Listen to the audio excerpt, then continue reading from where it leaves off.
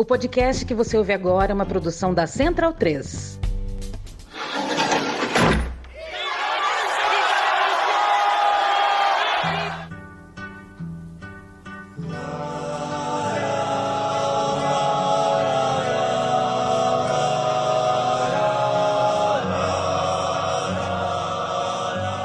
Começa agora Guilhotina, o podcast do Le Monde Diplomatique Brasil.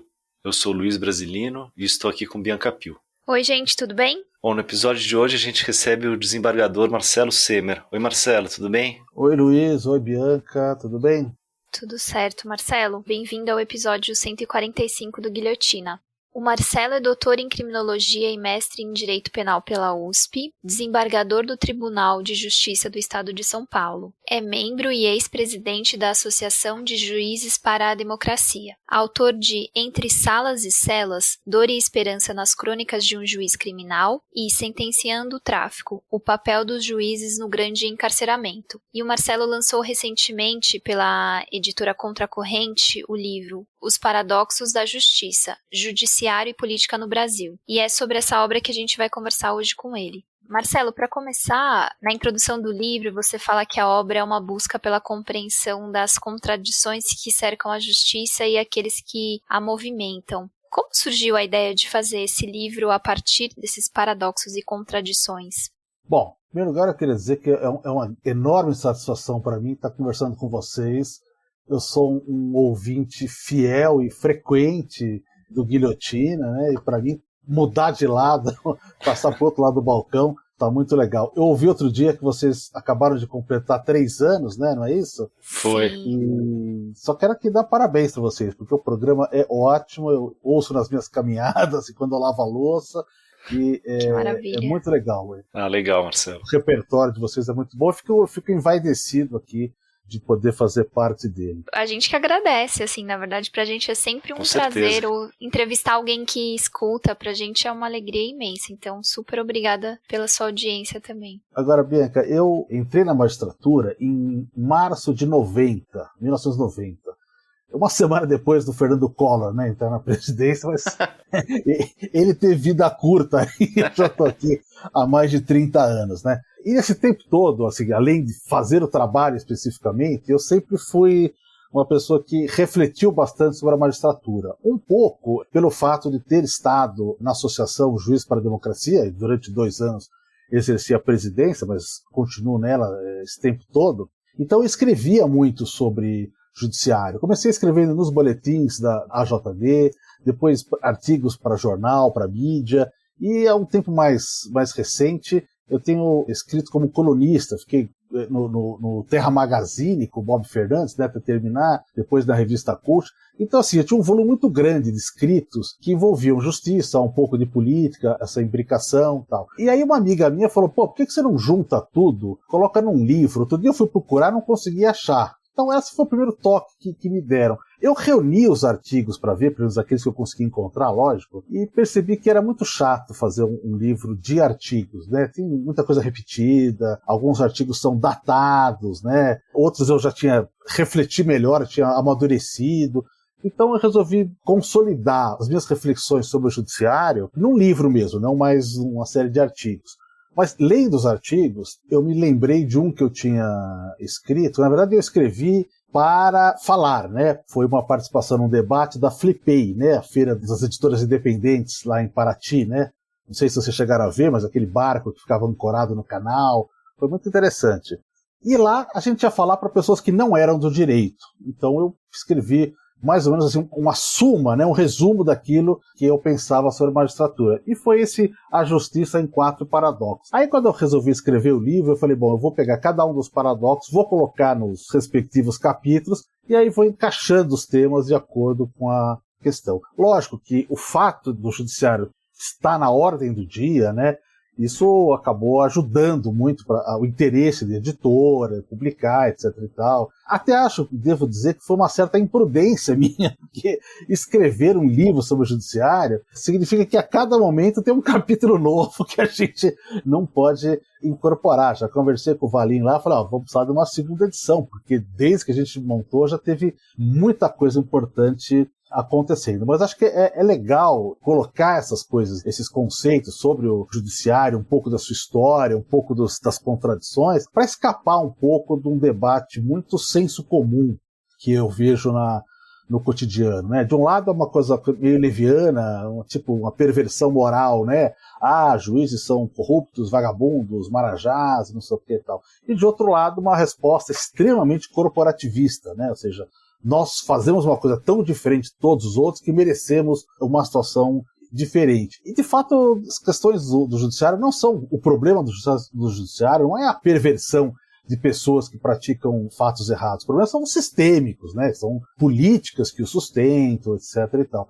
Portanto, eu acho que toda vez que a gente pensa em o problema daqui são os maus os juízes, ou são os maus políticos, etc. e tal, a nossa resposta costuma ser a identificação de heróis salvadores, né? Aquelas pessoas que reúnem todos os predicados morais e que vão nos salvar dos problemas. Mas, de fato, não é isso que acontece, né? Ou seja, existe todo um sistema no qual as pessoas acabam trabalhando, acabam sendo submergindo, acabam sendo catapultadas, enfim.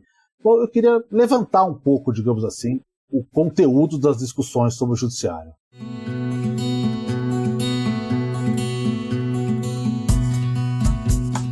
Vamos interromper a nossa conversa só um pouquinho para contar para vocês uma novidade. O Diplo agora tem um aplicativo para leitura da edição impressa. Se você é assinante, basta acessar do navegador do seu celular ou tablet o endereço app.diplomatic.org.br. Eu vou repetir. app.diplomatic.org.br e salvar o endereço na sua tela inicial.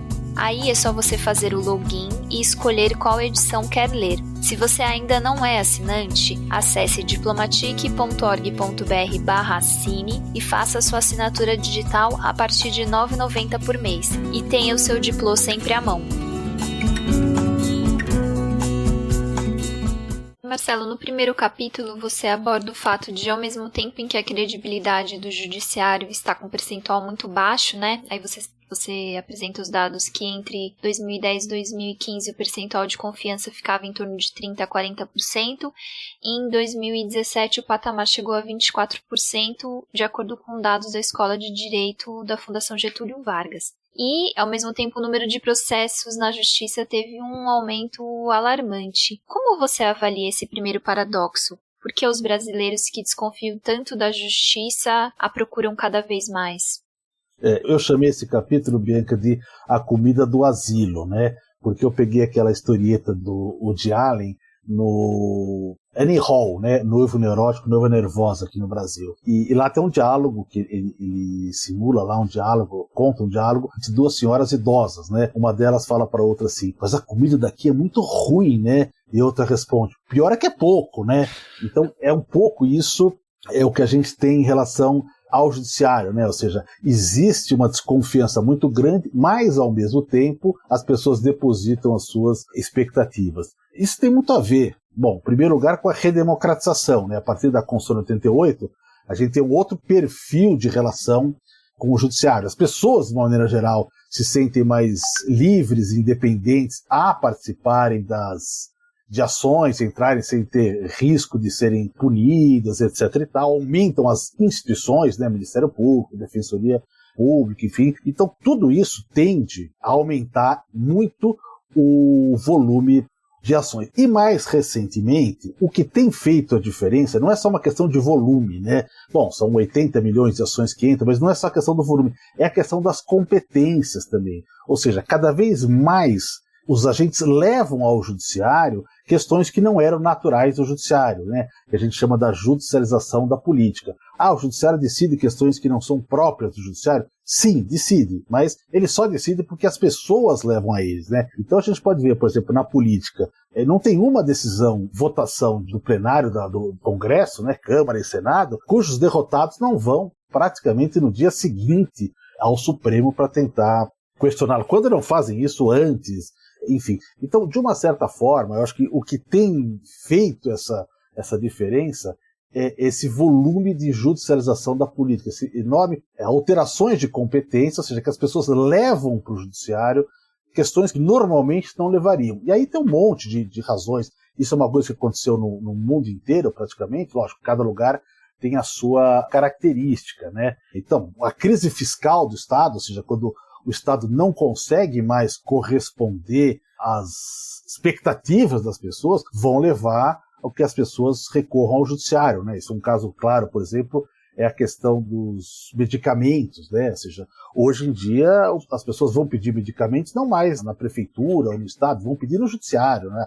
Já vai diretamente para lá. E isso acontece com uma pleiade de questões que fizeram. De um lado, quanto mais nós criamos as constituições analíticas grandes, incorporamos o número de direitos, Estado social, etc. e tal, mais as pessoas podem cobrar, né? E quando o Estado não dá, mais elas vão ao judiciário. Acho que aí é um decréscimo, digamos assim, de confiança no poder executivo e também um decréscimo, uma falha na representação do poder legislativo. Mas não é só isso, porque tem também questões de empresa, né? Muita gente se aproveita do fato de ter o judiciário para resolver os problemas. Então vamos pegar a questão do serviço de atendimento ao consumidor. Quem tem paciência de ficar ligando para a companhia telefônica para tentar reverter uma conta que veio errada? É difícil, você fica horas para tentar fazer isso. Agora, se você for, o judiciário abre canais de conciliação, você vai lá, capaz que você consiga resolver muito mais rápido e tal.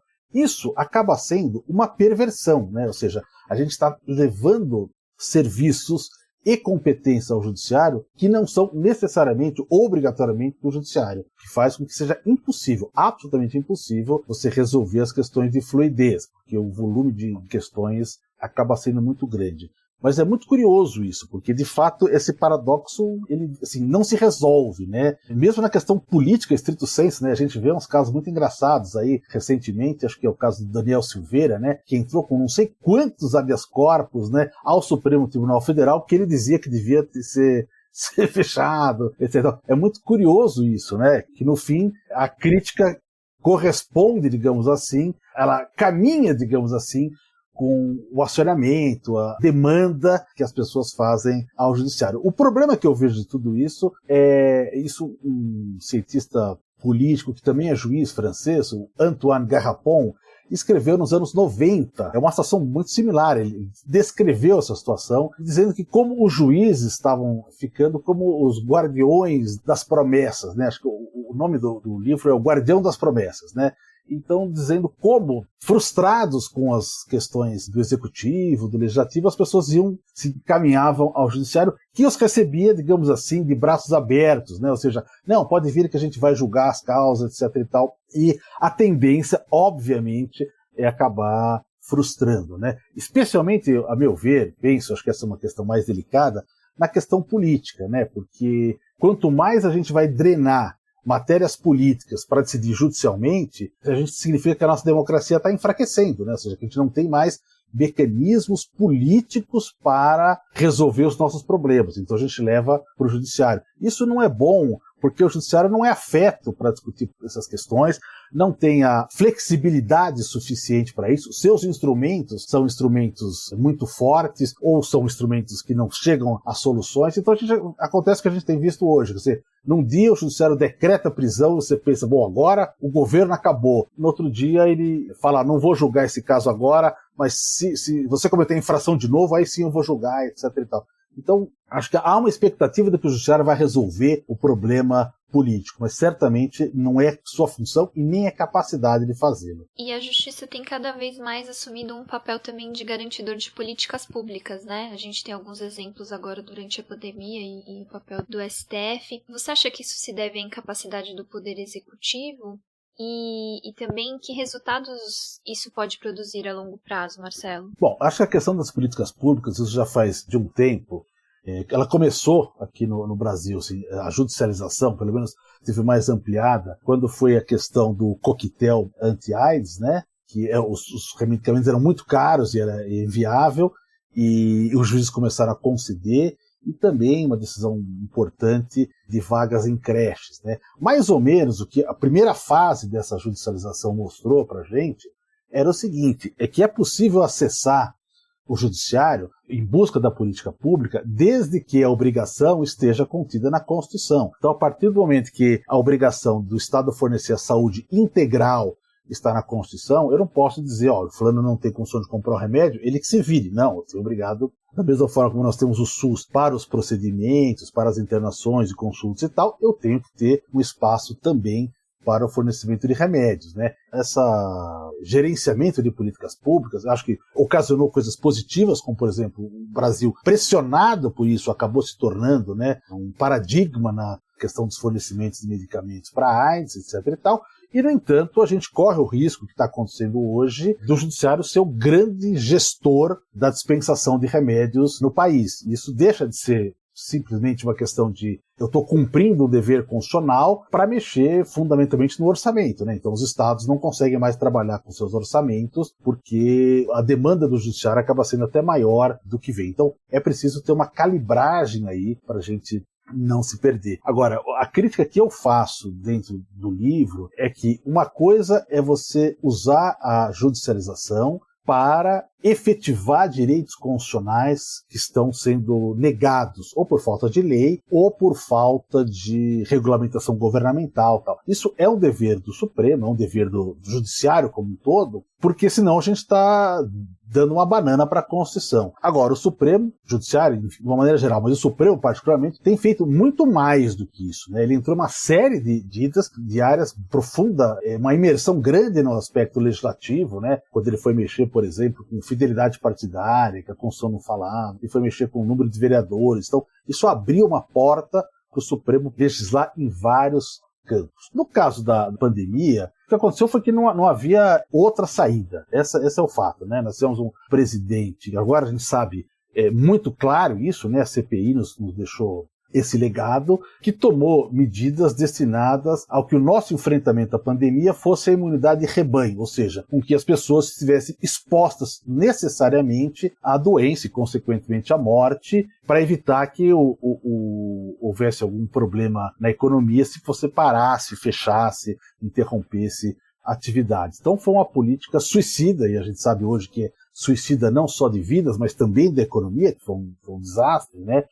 E aí essa questão foi judicializada porque havia oposição entre a disciplina do Ministério da Saúde e a disciplina da Secretaria de Saúde, né? Então o que o Supremo decidiu não é que o Ministério da Saúde não pode tomar providências, mas é que a questão da saúde é uma competência concorrente, né? Quer dizer, cada um no seu município, cada um no seu estado, podem tomar medidas restritivas. E, na verdade, se eles não fizessem isso, ou seja, se eles permitissem que a política da saúde fosse imposta de cima para baixo, do federal para baixo, eu imagino que teria morrido mais de 1 milhão de pessoas, né? Porque essa era a perspectiva se não houvesse essa questão. Isso acabou gerando, a gente soube disso, né? Uma enorme fúria do Bolsonaro, do governo, enfim, contra o Supremo, porque o Supremo acabou. Mas não foi o Supremo em si, né? O que aconteceu foi que os governadores tomaram posições diferentes e, a partir daí, o dissídio, né, a dúvida foi levada ao Supremo. Por isso que, assim, eu tenho uma certa reserva de dizer, não, a justiça é que resolveu. Ela resolveu porque houve oposição. E se os governadores atendessem a política do presidente,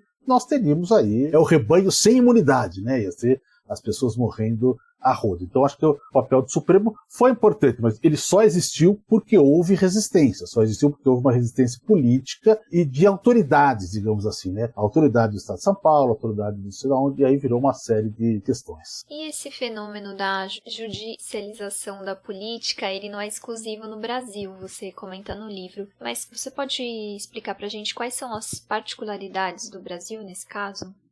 Não é exclusivo, um livro muito interessante que eu cito aí, né, The Expansion of Judicial Power in the World, né, quer dizer, seja, todos os lugares, não vou dizer todos, né, mas muitos lugares, isso começa a partir da segunda metade do século XX, né, depois o pós-guerra, as constituições se tornam mais garantistas, mais analíticas, compreendendo mais direitos, os estados sociais, sobretudo na Europa, vão constitucionalizando direitos, o sistema internacional de proteção de direitos humanos, tudo isso vai trazendo para o universo jurídico e para a decisão do juiz mais poder. Aqui no caso brasileiro, o que a gente aconteceu foi uma supervalorização dessa situação, sobretudo por uma medida tomada, algumas medidas, né, durante a reforma do judiciário. A reforma do judiciário é um processo que começa, a primeira proposta vem de 92, mas ela só termina em 2004. Nesse meio tempo, além da mudança constitucional da reforma do judiciário, a emenda 45, houve uma série de outras emendas constitucionais e regulamentações da Constituição que mexeram, digamos assim, na competência dos tribunais. Embora tivesse passado por vários governos, né, o que concentrou, digamos assim, que modelou a reforma do judiciário foi o governo Fernando Henrique. E ele fez isso modelando a reforma do judiciário como uma das reformas de Estado, a quem ele chamava aquelas reformas neoliberais que varreram o país na década de 90. Né? Por que ela seria uma reforma de Estado, uma reforma neoliberal, né? Porque a reforma, estou falando assim como a reforma administrativa, a reforma previdenciária, patrimonial, as privatizações, etc. A mudança da configuração da empresa nacional, enfim. Porque o que dizia o Fernando Henrique à época, né? Que nós temos que nos integrar à globalização.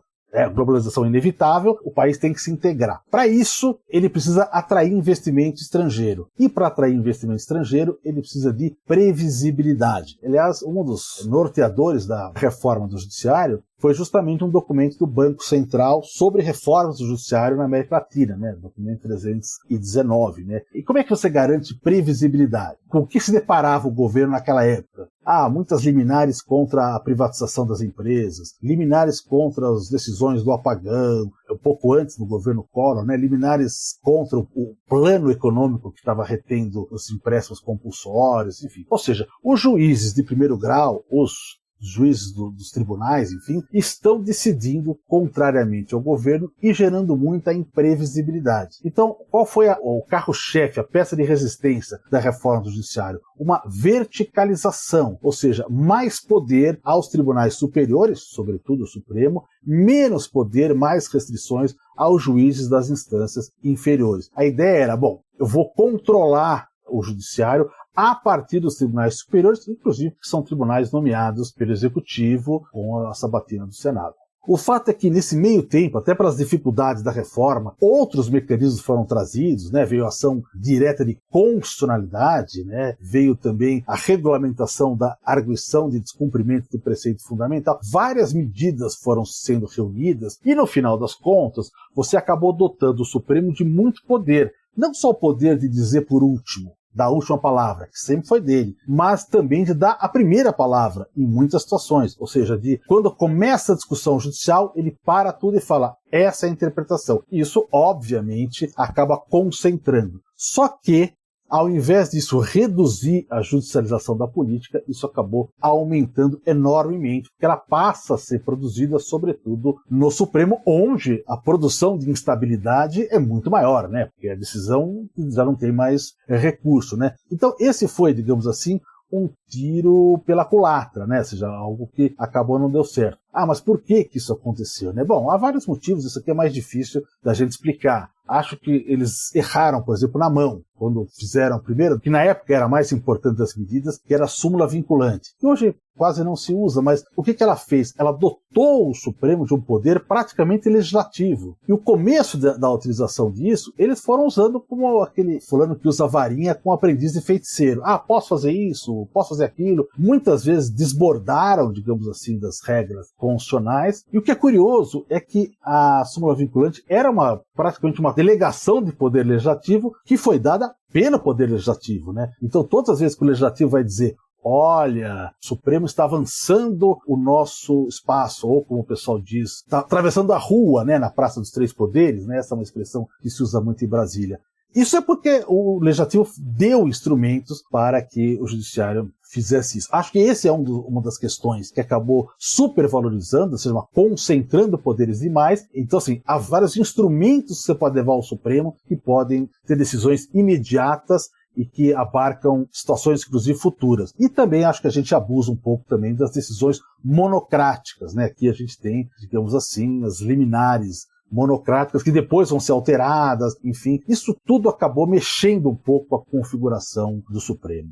Marcelo, e quais as consequências dessa judicialização aí para a democracia, né? No sentido de que essas decisões começam a ser tomadas por pessoas que não foram eleitas. Você acha que essa é uma questão? Eu acho que essa é uma questão importante. É curioso, essa pergunta é muito boa, porque um dos maiores defensores disso é o ministro Luiz Roberto Barroso, né? O Luiz Roberto Barroso tem um texto que eu cito aí no livro, que é A Razão Sem Voto, onde ele fala que uma das características do poder judiciário é a sua representatividade, ou seja, é uma função representativa. E ele diz que em certas situações o judiciário tem uma representatividade maior até que os políticos.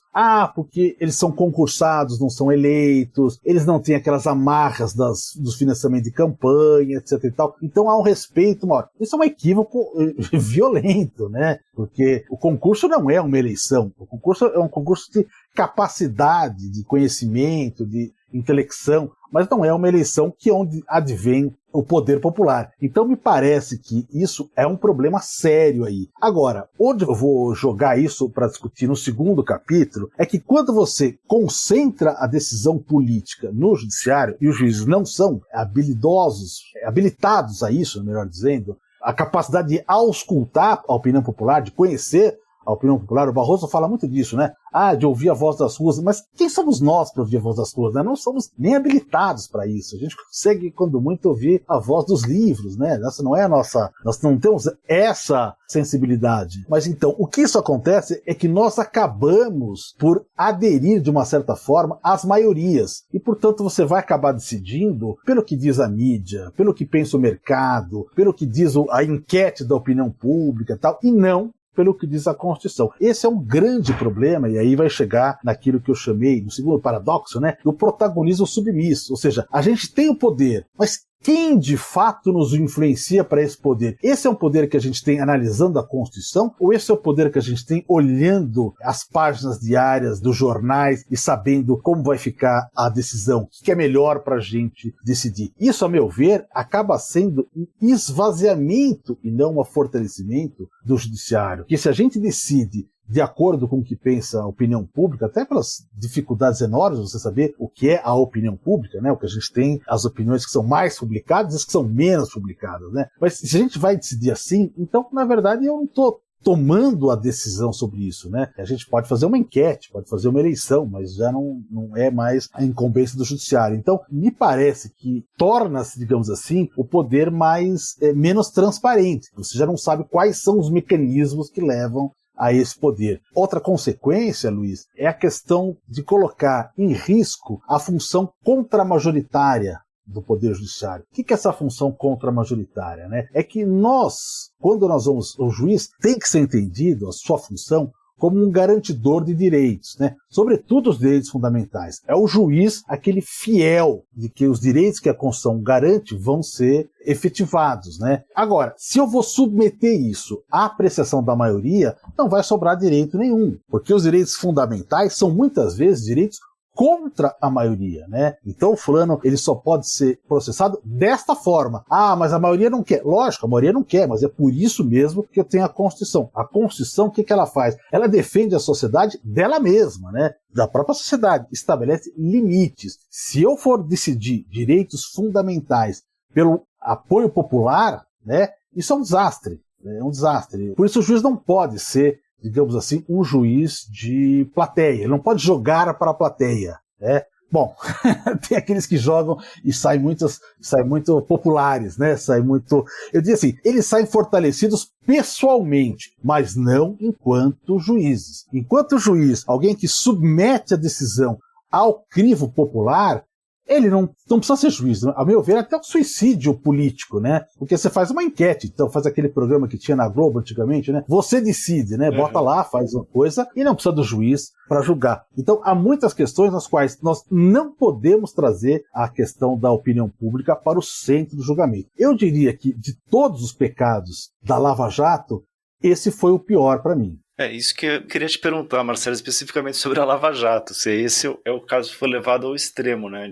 Esse é o caso que foi levado ao extremo pelo seguinte: todos os casos que tem políticos, que tem celebridades, muita notoriedade, etc e tal, não tem jeito. A mídia vai fazer, vai espetacularizar, etc e tal. Isso é uma coisa natural do exercício da imprensa, das pessoas, etc e tal. O problema é nós, enquanto juízes, não recebermos essa influência de modo a anular o direito. Ou seja, eu vou deixar de julgar o direito porque eu recebo a pressão da opinião pública. No caso da Lava Jato, isso foi pior porque ela não foi uma opinião pública que entrou para dentro do judiciário e o juiz foi obrigado a conviver com ela. O juiz foi buscar essa opinião pública.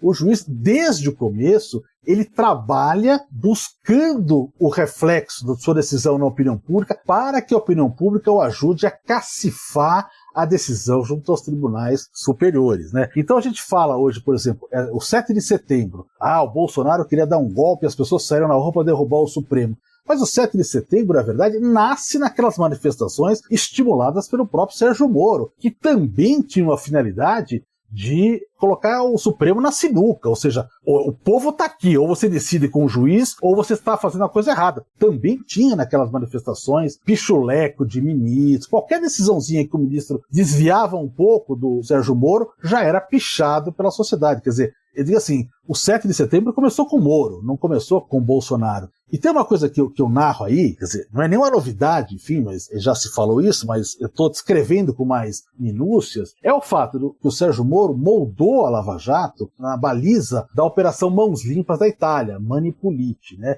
E a melhor forma de entender isso é ler o artigo do Moro. Veja, Luiz, veja, Bianca, eu fui obrigado a citar na bibliografia Moro, Sérgio Fernando. Eu não sei se eu vou me desculpar isso alguma vez, mas eu fui obrigado a citar porque o artigo dele é valioso. Ele vai analisar como foi a Operação Mãos Limpas.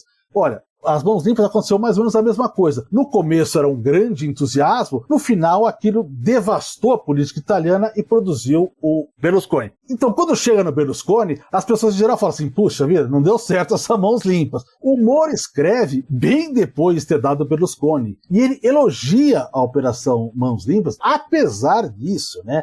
E ele vai narrando como ela foi feita, e se você lê a narrativa dele, você fala, pô, mas isso é Lava Jato? São 10 anos antes. Ele escreveu o artigo dele 10 anos antes. 10 anos antes da Lava Jato, 2004. Ele escreveu. E era 10 anos depois da Mãos Limpas também. E o que ele fala lá? Ele fala, olha, o mais importante foi ter efetuado as prisões e as pressão para as confissões. E divulgado isso pela mídia, porque outras pessoas passaram a confessar também, com medo de ficarem para trás e não sei o que tal. Exatamente o que se acusava de constituir a ideia da prisão para a delação. Ele falava, todas as confissões, eles vazavam pela imprensa para a imprensa simpatizante, né? E foi Globo, Antagonista, Revista Veja, não sei o que, etc e tal. Isso era importante para manter vivo. E aí, a grande questão que se colocava é, isso acabou devastando o sistema político italiano. E a gente pensa, puxa, isso aqui foi um efeito colateral. Não! O que o Moro fala foi o seguinte, isso foi essencial para dar certo. Se não tivesse deteriorado o sistema político, não teria dado certo. Qual é a lógica dele? O sistema político ia conseguir resistir e, portanto, o processo ia para lá. Ou seja, isso que a gente viu e que depois foi cair no Bolsonaro, não foi nenhuma novidade para ele. Ele já tinha analisado tudo isso, visto isso, entendido que a quebra do político vai ter como consequência a subida de um aventureiro. Isso é mais ou menos intuitivo, mas ele havia escrito mais ou menos todos os percursos e falava, a Mãos Limpas é a cruzada judiciária mais importante da história. Bom, veja, a gente já devia ter estranhado isso em 2004, né? Alguém aplaudindo, um juiz aplaudindo uma cruzada judiciária, uma coisa está errada. Que cruzada não pode ser feita pelo juiz, que é o cara que vai julgar. Então a gente já tinha todos os elementos para entender o equívoco. E aí tem uma outra coisa que, não sei se o Moro não entendeu, ou se ele fez que não entendeu, que na Operação Mãos Limpas, essas pessoas que ele idealiza e chama de juiz, os magistrados, etc e tal, eram na verdade promotores. É que na Itália a carreira é a mesma, né? Entre o Ministério Público e a magistratura fazem parte de uma mesma carreira. E aqui ele desempenhou o papel do Ministério Público, então é um papel do juiz. Por isso exatamente que a operação foi para a cesta de lixo, porque ele não podia ser a pessoa que dava essas decisões. Mas essa questão da mídia, ela não foi lateral na Lava Jato, ela foi a essência. Sem isso, era impossível. As pessoas perguntam, mas como o Moro conseguiu? Só o Moro conseguiu fazer tudo isso? Mas veja, se você juntar o delegado, o promotor, o juiz e a mídia, não tem como, é impossível você ter decisões diferentes, tá todo mundo mais ou menos do mesmo lado. Só depois, passado um tempo, é que a gente foi olhar com mais calma e pode ver, não, mas eles não podem estar do mesmo lado, eles fazem coisas diferentes. Eu ia acrescentar isso, Marcelo, que a Lava Jato foi além da judicialização, né? Acabou tomando várias medidas que são de exceção, na verdade. Sim, ela fez uma certa judicialização, ao contrário, né? Por exemplo, a judicialização, como eu disse aqui, ela só pode ser feita se é para cumprir a Constituição. É a única explicação para o juiz avançar, tomar decisões que não estão na lei, é para cumprir a Constituição. Ela fazia o contrário. Pega, por exemplo, o caso da condução coercitiva. A condução coercitiva, deste jeito que ele fez, não estava na lei, né? Porque, ao contrário, a coerção, a força para trazer uma testemunha, para trazer um indiciado, é quando ele não quer vir. Então, pressupõe que ele seja intimado antes. Ele inventou uma condução coercitiva, onde a pessoa é ouvida, é levada à força, mesmo que não tenha se recusado, e no momento onde são realizadas buscas e apreensões em seus imóveis, pertences, bens e várias coisas. Ou seja, ele fez isso para fragilizar a defesa. Então, na verdade, essa é uma judicialização inviável, impossível. Não é razoável isso. E várias outras questões. O problema é que não foi só Moro, né? Por exemplo, o Supremo chegou a decidir, chegou a jogar a presunção de inocência na lata do lixo, né? Falou, não, veja, porque senão vai ser uma impunidade e etc e tal. Mas quem decide o que fazer com a impunidade é o legislativo. Ele vai dizer quais são as questões que podem ser submetidas ou não. Nós temos que cumprir a lei. No caso, havia uma norma constitucional expressa, né? A gente fala assim, a presunção de inocência é um princípio, mas além de um princípio, o legislador de 88, ele sabia onde ele estava pisando, ele falou, quer saber? Vamos colocar como uma regra, ou seja, explícita, expressa, não é mais para interpretar, está no papel.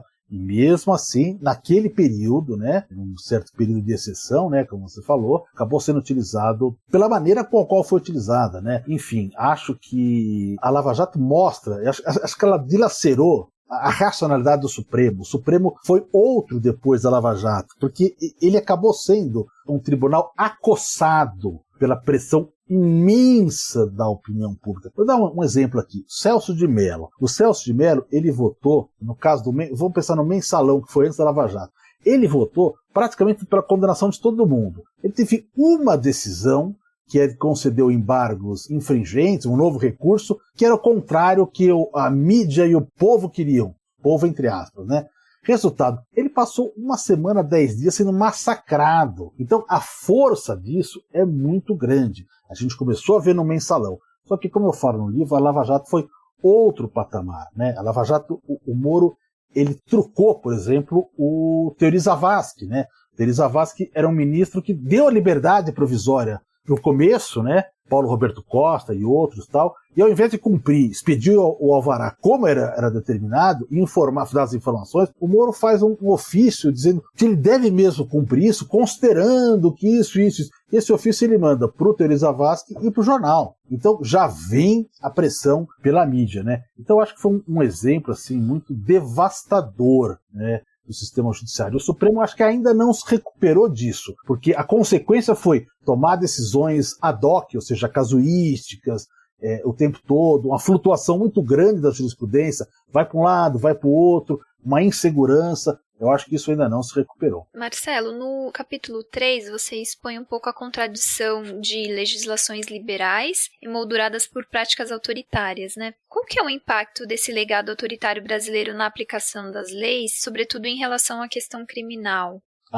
Isso é muito importante. Eu diria que esse paradoxo não é um paradoxo propriamente da justiça, ele é um paradoxo do Brasil como um todo, né? Ou seja, mesmo nos momentos em que nós tivemos legislações mais liberais, nós não deixamos de lado as práticas autoritárias. Muito provavelmente, né, eu não sou historiador, enfim, nem sociólogo, mas muito provavelmente pelo impacto que o legado de mais de 3 séculos de escravidão e a forma como a escravidão modelou as relações sociais e institucionais é que isso se deveu. Então, hoje, a gente tem uma Constituição que é extremamente garantista, né? Uma Constituição que garante os direitos e que impõe o juiz como o garantidor dos direitos. E mesmo assim a gente tem, por exemplo, níveis de violência estatal, né, a letalidade policial, que consegue ser superior à época da ditadura, né? Não estou querendo aliviar nada para a ditadura, né? A ditadura matou todo mundo que ela precisou matar. Se precisasse mais, ela teria feito mais, ficou muito claro isso. Mas o fato é que o cotidiano hoje, a gente normalizou situações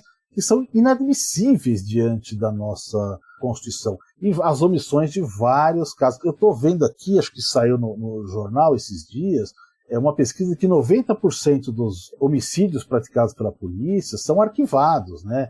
Ou seja, existe aí o mecanismo das instituições jurídicas, sobretudo o Ministério Público, né, e também ao lado da magistratura, uma enorme omissão sobre violência policial. E essa omissão vai impedindo a fruição dos direitos que está na Constituição, né? Então, assim, quando me perguntam assim, como é que é o direito penal no Brasil, né? Eu falo assim, olha, a Constituição é garantista. O que se produziu depois da Constituição é reacionário, é o direito penal do inimigo. Agora, a prática ainda é lombrosiana, ainda é uma prática racista, né? Ainda é muito pela aparência, etc. e tal. Então, acho que isso é uma marca histórica que a gente tem, né? Eu estou recuperando a época da proibição do tráfico de escravos, né? Proíbe o tráfico de escravos, mas continua se traficando de uma forma muito grande, uma vistas grossas generalizada que se faz ali. É uma certa duplicidade, né? Que nos acompanha praticamente o tempo todo, né? Eu costumo dizer assim, mudar a lei no Brasil para uma lei mais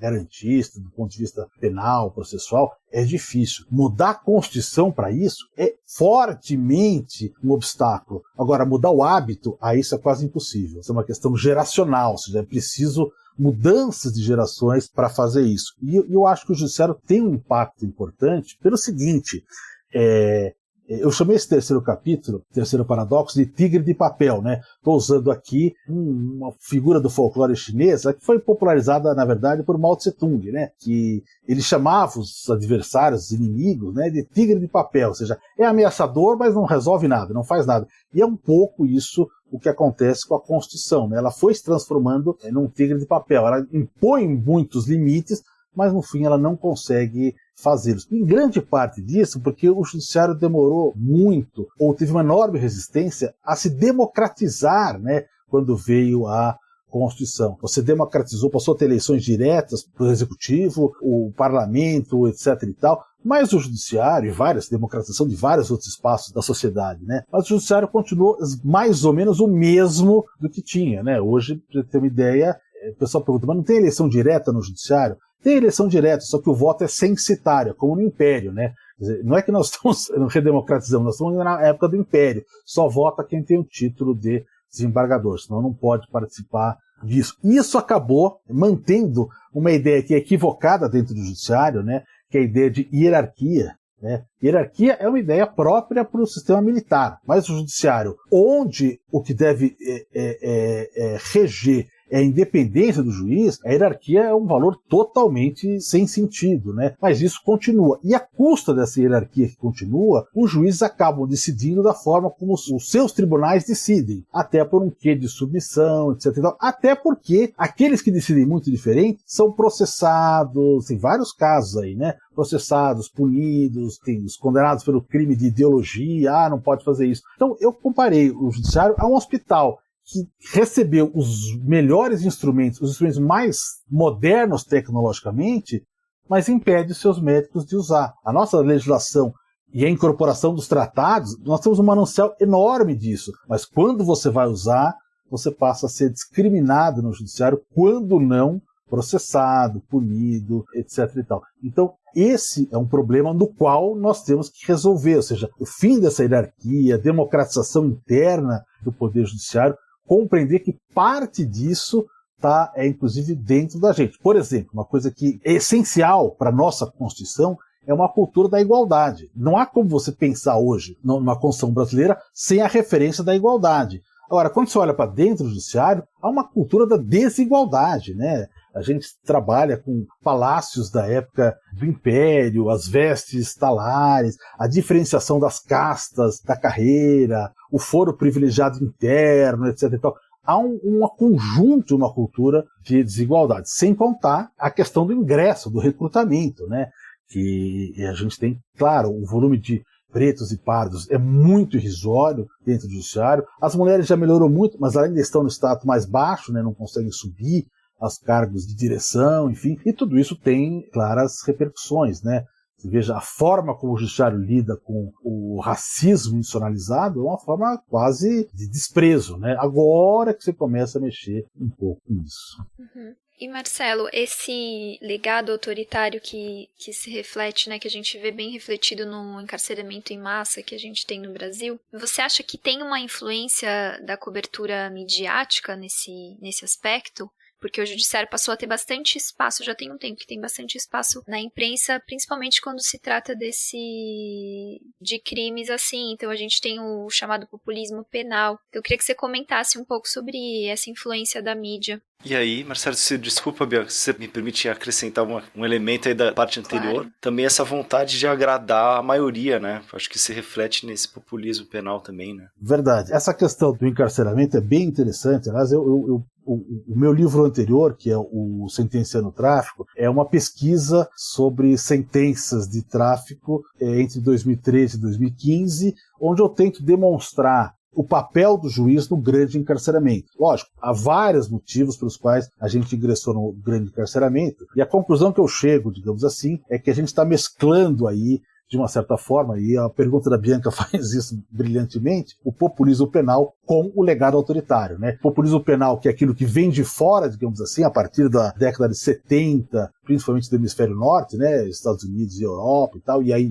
vem de roldão no mundo inteiro, junta-se com o nosso legado autoritário, onde, sobretudo, o juiz se considera um agente de manutenção da ordem, mais do que de garantidor dos direitos, né? Então isso fica... Ele não se sente nessa posição. Veja o caso do juiz de garantias, né? O juiz de garantias passou, digamos assim, de contrabando no Projeto Moro. O Projeto Moro era uma coisa horrível, né? Em 30 anos, nunca vi uma coisa que saísse do executivo, né, do ministro da Justiça, tão ruim de todos os sentidos, inclusive o técnico, e acabou tendo reações dentro do Congresso e se aprovou o juiz das garantias. Ele está parado porque as associações de juízes entraram com uma ação e o Luiz Fux, ainda quando era vice-presidente, deu uma liminar e está parado isso por um bom tempo. Agora fizeram audiências para discutir.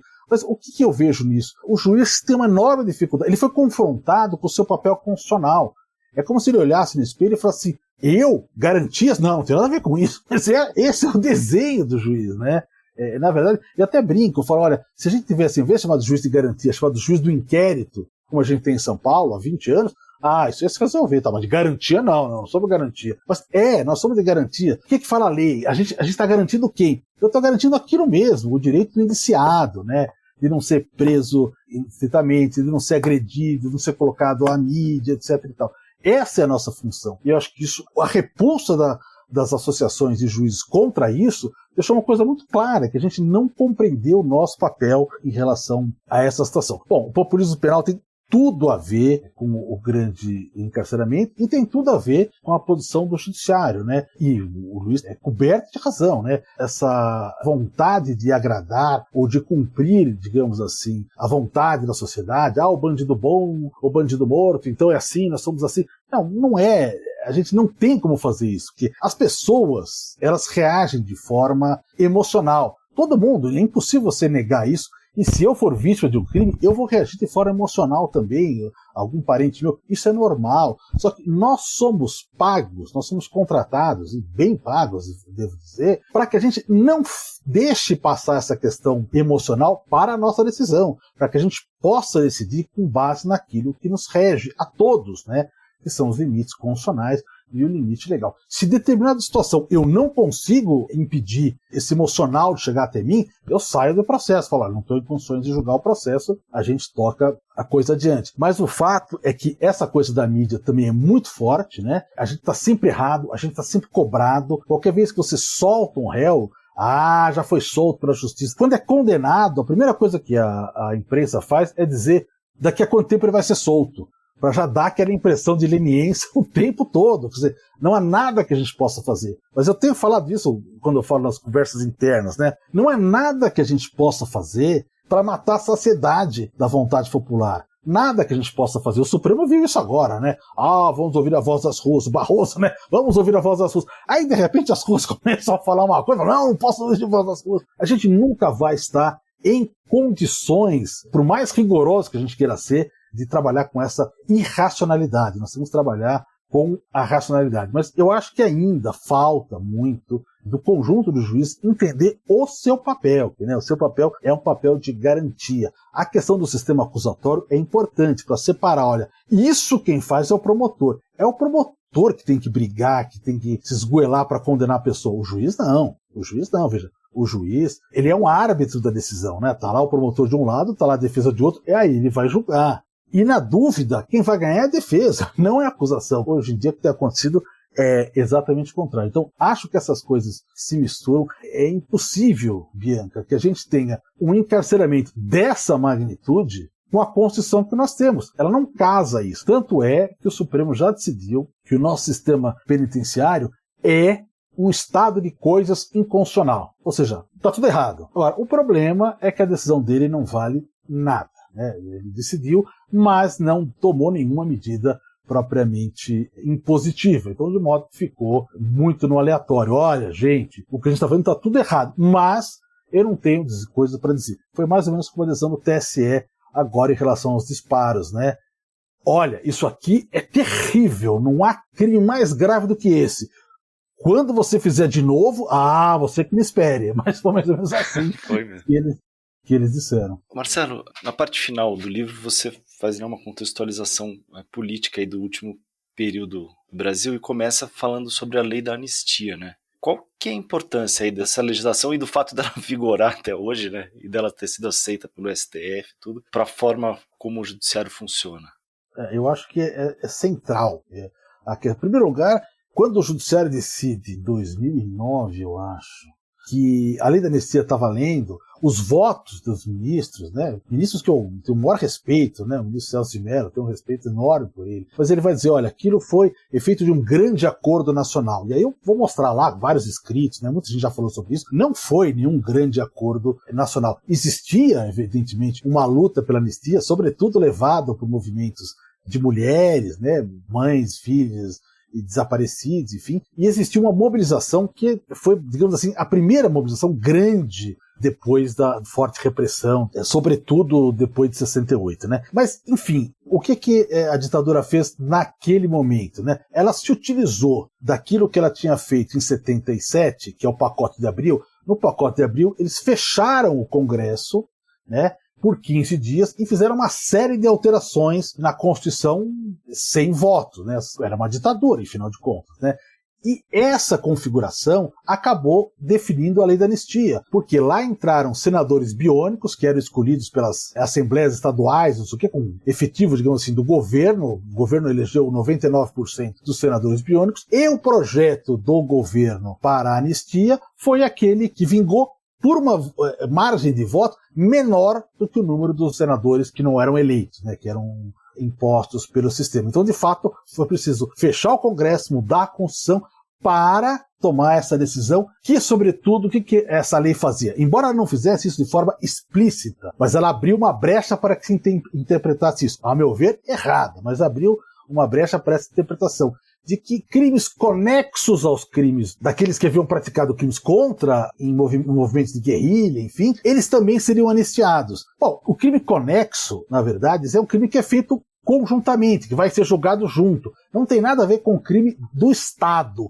para com os indivíduos, né? A tortura, o desaparecimento forçado, o homicídio, o estupro, bom, tem vários crimes aí. Mas eles colocaram isso dessa forma, entendeu-se assim, e até hoje, infelizmente, não se conseguiu mudar. E o Supremo entendeu o seguinte, não, como houve um grande acordo, como foi bilateral, foi uma anistia dos dois lados. A Corte Interamericana de Direitos Humanos, com base em toda a jurisprudência internacional de direitos humanos, já decidiu isso. Não teve nada de acordo bilateral. Isso é autoanistia. Quando o Estado dá anistia para os seus agentes, isso não é possível, principalmente quando eles são acusados de crimes contra a humanidade. Crimes contra a humanidade, né, que seria, por exemplo, no caso das violações massivas contra a população civil, que eram praticadas como uma política de governo na época da ditadura não podiam ser nem objeto de anistia, nem objeto de prescrição. Mas o Supremo pôs uma tábua aí, não permitiu que isso fosse reapreciado depois da ditadura, e nós somos o único país da América do Sul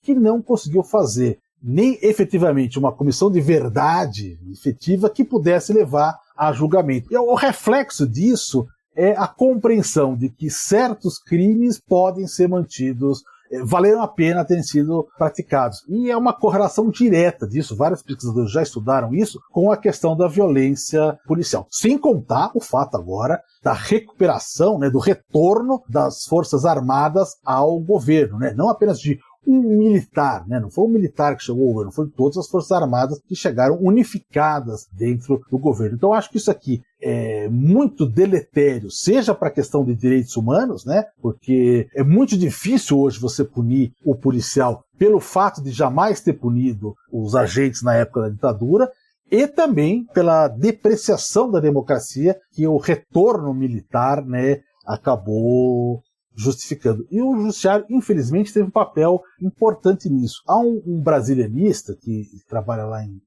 professor em Londres, na London School of Economics, que diz o seguinte, o Anthony Pereira, que fala o seguinte: a repressão brasileira foi a mais judicializada de todas na época da ditadura. Ou seja, mesmo tendo aquele monte de casos clandestinos, onde a pessoa era pega, torturada, desaparecida e tal, além desses teve uma série de processos regulares entre aspas, mas pessoas que foram presas, processadas, condenadas. Por exemplo, o caso da ex-presidenta Dilma, ela foi isso, sofreu tortura, depois foi julgada, condenada, foi presa. Então ele fala o seguinte: como o judiciário acabou participando e legitimando essa estrutura, é muito mais difícil para ele admitir que isso seja questionado. Eu acho que esse é um problema central e que interfere profundamente no judiciário. Bom, Marcelo, aí com a redemocratização, o Brasil viveu uma situação singular aqui, que a gente já tratou em diversos episódios aqui do Guilhotina, que é ter aprovado uma Constituição social-democrata, que fazia o país caminhar no sentido da construção de um estado de bem-estar social, ao mesmo tempo em que ele entrava no ciclo internacional de avanço do neoliberalismo, então, de construção de todas essas políticas de desregulamentação desse próprio Estado que vinha sendo construído. Como é que você analisa aí o desenrolar dessa contradição no judiciário e nas instituições brasileiras?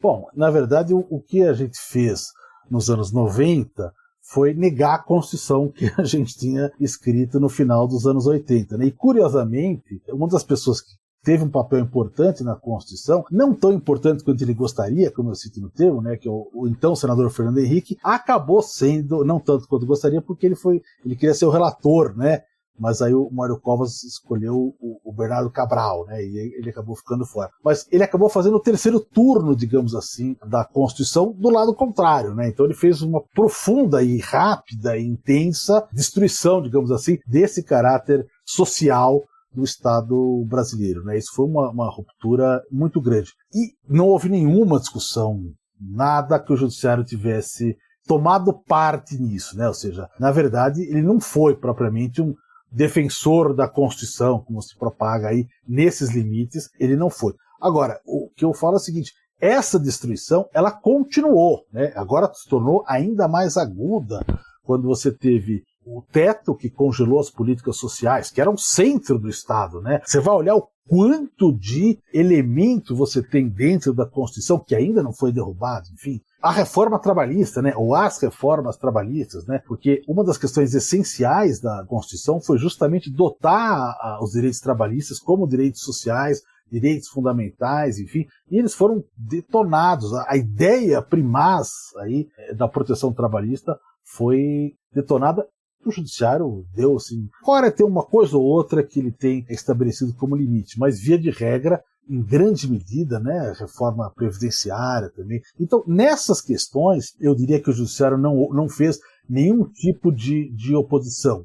Mais ou menos permitiu que isso fosse acontecido. Como não fez nenhum tipo de oposição, ao contrário, legitimou a ruptura institucional de 2016, né? Nós tivemos uma situação onde ninguém consegue compreender profundamente a realização do impeachment, a ausência propriamente dita de um crime de responsabilidade, e o judiciário basicamente definiu quanto tempo as pessoas vão falar, quem vai falar primeiro, qual estado começa, ou seja, deu ritos, digamos assim, àquela violação que estava sendo realizada, né? Por exemplo, Bolsonaro só pôde ser candidato porque ele foi absolvido, né, numa decisão do Supremo Tribunal Federal, numa afirmação racista que ele teria feito. Então as pessoas vão olhar hoje e falar assim, nossa, mas que surpresa o Bolsonaro aqui. Não, mas ele já tem todo esse percurso, né?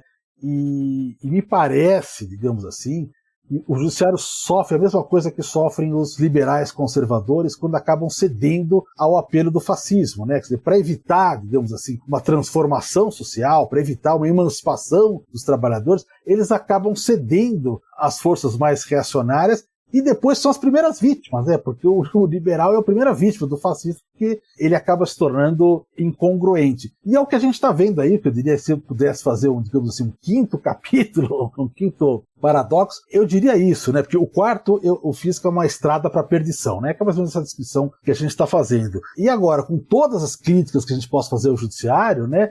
Ele se coloca basicamente como única forma de anteparo, né, a um governo claramente de exceção. Esse é um paradoxo, é um grande paradoxo. É a melhor forma que a gente tem? Não, não é a melhor forma que a gente tem, e é uma forma tão atabalhoada quanto, né, por exemplo, esse inquérito das fake news aí, é extremamente autoritário, né? Eu acho que ele infringe regras basilares disso, eu não consigo ver como justificar isso, não as prisões em si, mas a competência, né? Como justificar que o Supremo seja o juiz geral de tudo, porque México falou do Supremo, quem julga é o Supremo, não há lógica, não há respeito de princípios aí, mas parece que a gente entrou num limbo onde tudo é mais ou menos possível. Mas a questão de você esperar que o judiciário vá ser o grande tutor, digamos assim, da democracia, eu acho que é esperar demais, né? Eu acho que aí é esperar demais. Você vê o caso do TSE, deixou claro.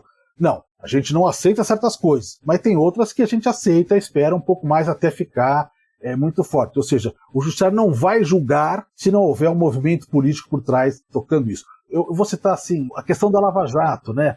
Veja, a Lava Jato mudou completamente, e as pessoas ficam assim, nossa, mas por que a Lava Jato mudou? Bom, a gente pode dizer, foi a Vaza Jato, né, saiu, a gente pôde ver uma espécie de autópsia, né, daquilo que havia sido realizado, aquelas conversas, enfim. Mas a minha impressão é que é o seguinte, se fosse em outra situação, a imprensa não teria dado bola para essas conversas, e a justiça também ia dizer, a prova ilícita não vale e tal. Mas o que aconteceu, que eu acho que deixou vulnerável a Lava Jato, foi a vaidade do Sérgio Moro, né? Ou seja, ele quis chegar ao poder. E, portanto, ele cometeu a primeira imprudência, digamos assim, política dele, que foi largar a carreira para ser ministro do Bolsonaro, que conseguiu essa eleição exatamente em razão das decisões da Lava Jato, que influenciaram profundamente, seja a questão do impeachment, seja a prisão do então candidato favorito. Eu acho que quando o Moro se une a Bolsonaro, aquele prestígio impoluto da operação, que foi contra corruptos e tal, começa a se depreciar, aquilo começa a fazer buracos, você começa a receber as críticas, e aí sim, aquilo acaba tendo um impacto. Então, mesmo nessa questão da Lava Jato, cuja decisão final foi muito boa, digamos assim, do ponto de vista de princípios, ela só aconteceu porque houve um decréscimo da popularidade do Moro, da ligação com o Bolsonaro, etc. e tal, da exposição das suas mazelas, exposição pública das mazelas, etc. e tal. Então isso mostra de novo que não é propriamente uma tutela de direitos fundamentais que o judiciário está fazendo, mas está seguindo a tônica das políticas do momento. Isso aqui é meio complicado. Às vezes você pode achar bom, né? Mas muitas vezes essa absoluta concentração de poder e as pessoas abandonando a política para apostar no judiciário, veja, tem muitas entidades da sociedade civil que deixaram de fazer política, já se abandonaram o caminho da manifestação, da construção, do lobby no parlamento e tal, para entrar com ações no judiciário, né? Então isso vai fazendo que você muda o campo, né? E há um autor que eu estou citando aí, o Han Hirschel, que ele faz uma crítica forte à questão da excessiva judicialização, quando ela entra nas ações mais importantes da política, mas sobretudo o que eu achei interessante, uma coisa lateral que ele fala é o seguinte, é que por mais que eles tenham feito, né, por mais que a judicialização tenha avançado, há um ponto no qual ela não chega, ela não mexe na questão distributiva, né? Ele fala, os progressistas e os keynesianos vão ficar frustrados, porque eles fazem muitas coisas, sobretudo na questão moral, etc. Mas quando tem a questão, para discutir a questão de propriedade, não haverá judicialização sobre a propriedade. Ela vai continuar lá como centro do sistema. Marcelo, em 2022, o Bolsonaro irá nomear 75 desembargadores por conta de uma nova lei que aumentou o número de magistrados, né? Como é que você avalia isso e você acha que isso tem risco de um aparelhamento do judiciário? Eu acho, Bianca, que foi um pouco exagerado essa notícia aí, né? Porque é o seguinte, desses desembargadores que ele vai nomear, você tem dois tipos, né? Uma nomeação do concurso, né, e outra nomeação pelo quinto constitucional. A nomeação pelo concurso, você tem também duas divisões, antiguidade e merecimento. Então, toda a parte de antiguidade, que vai ser, sei lá, 40% desses juízes, ele vai nomear só formalmente, ele não vai tomar nenhuma decisão. Com relação ao merecimento, eu não sei como é que a regra costuma ser, mas no federal, o presidente nomeia os desembargadores federais do merecimento, mas ele nomeia por uma lista que já vem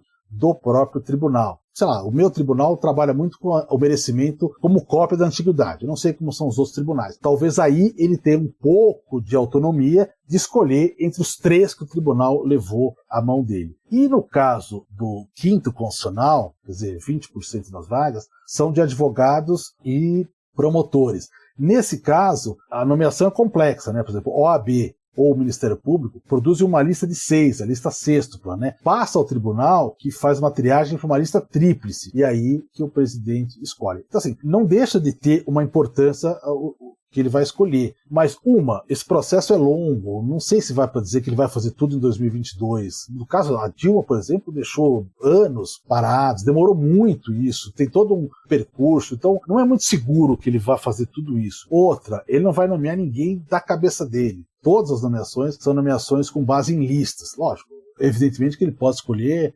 alguém muito ruim, etc. Mas daquela lista que foi trazida para ele, apresentada para ele pelos tribunais, né? Então, não acho que sim tem essa gravidade. Nem sei se vai ter essa agilidade toda, né? Alguém estava escrevendo aí que o sucessor do Nunes Marques, né, no Tribunal Federal lá, nem o processo nem começou ainda, né? Tem que passar pela OAB, fazer uma sabatina, fazer o edital, sabatina. Então acho que tem uma demora relativamente aí. Não sei se é tão doido.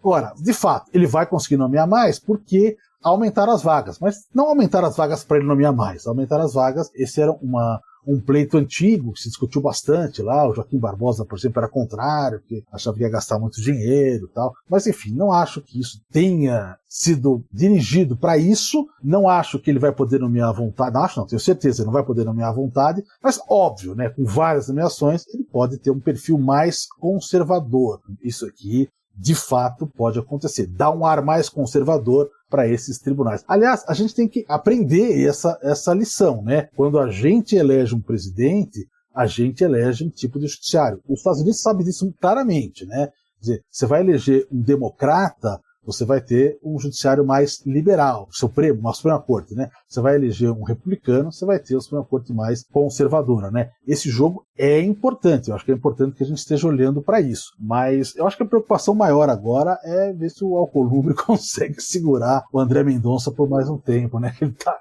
na geladeira dele aí. Verdade. Mas obrigada por contextualizar, porque a notícia que saiu em novembro na imprensa era tipo a maior canetada da história. Ela foi um pouco exagerada, Marcelo, bom, a gente está encerrando, mas eu queria te perguntar sobre o que você pode projetar aí para o próximo período em termos do judiciário, né? Enxergando toda essa conjuntura complexa que a gente está aí com o Bolsonaro, perspectiva de eleições, mas também mais no sentido de onde é que a gente enxerga saídas aí, caminhos para aperfeiçoar e para melhorar o sistema, né? Se a questão é a mudança dos membros, né, pelo STF, vamos escolher novos ministros, se é mudanças legislativas, o que é que tem a acontecer?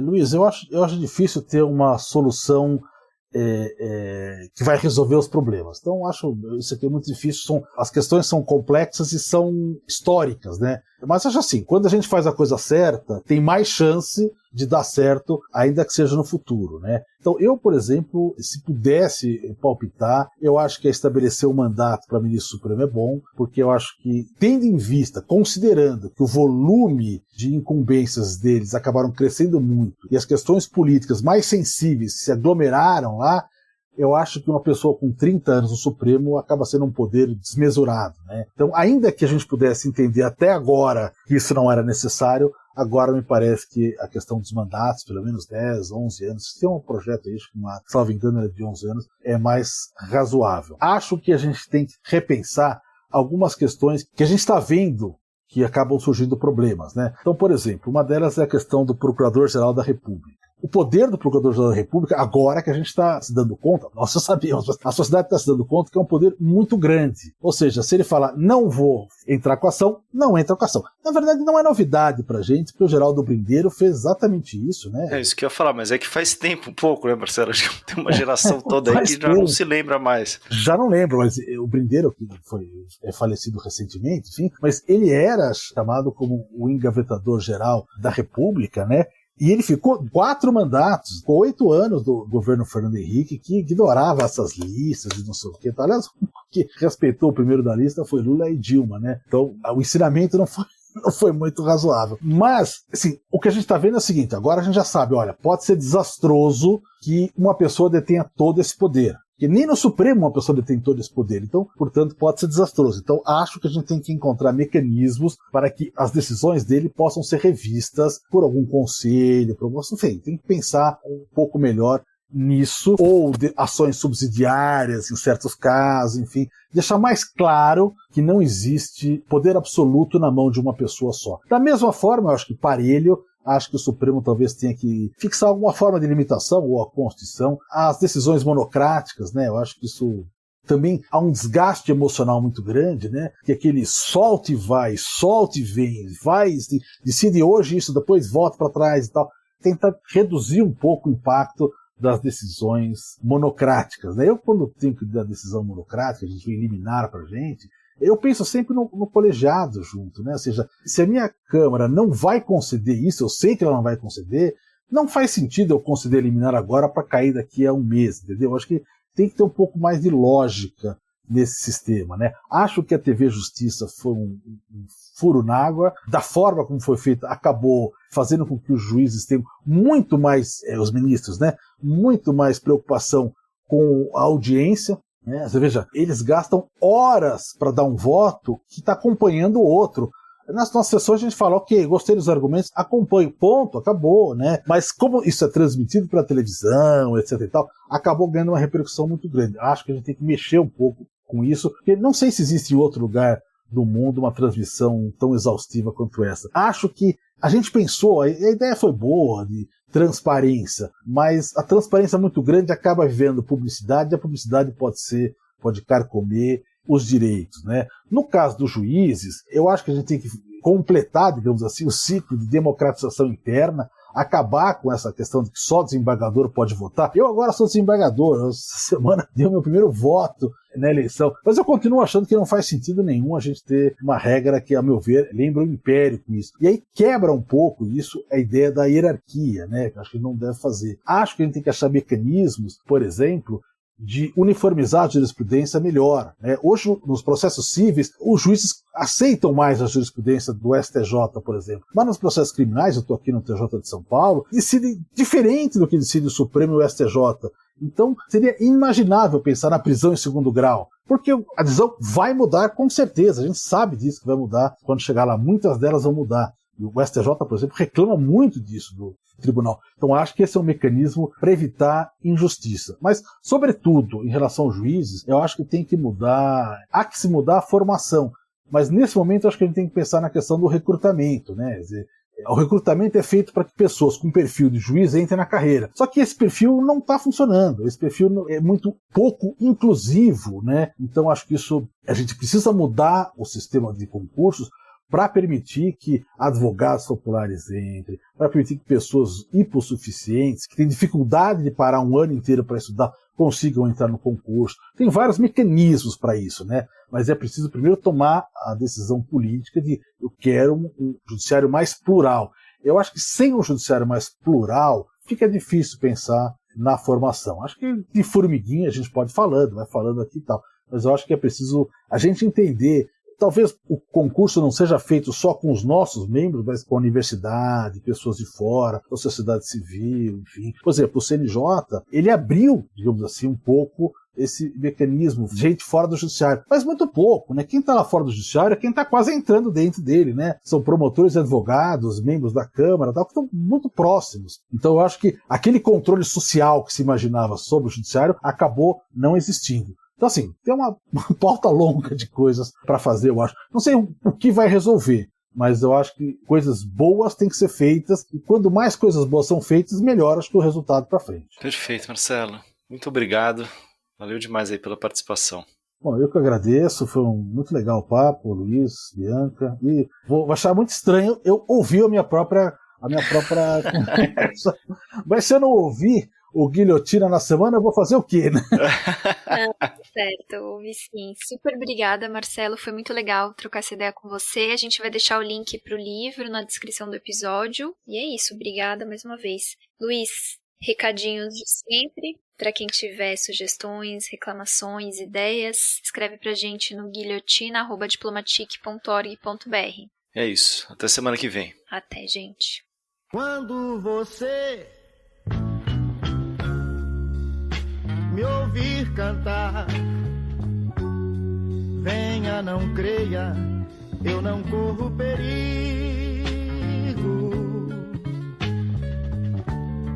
Digo, não ligo,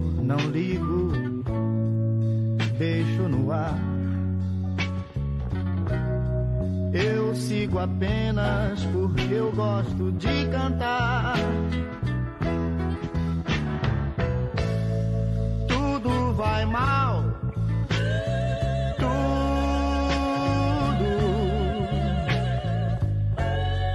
tudo é igual quando eu canto e sou mudo.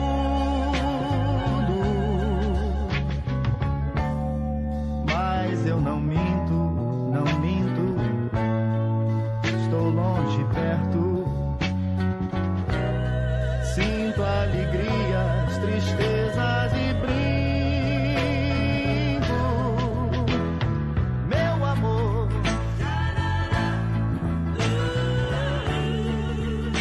tudo em volta está deserto, tudo certo.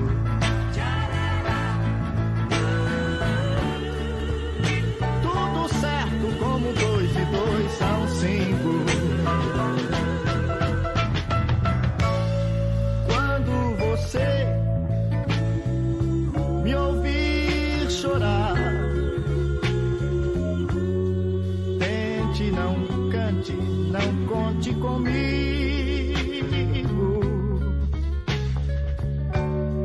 Falo, não calo, não falo, deixo sangrar. Algumas lágrimas bastam pra consolar.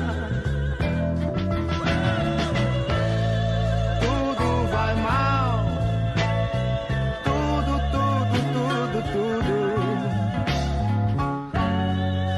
Tudo mudou, não me iludo e contudo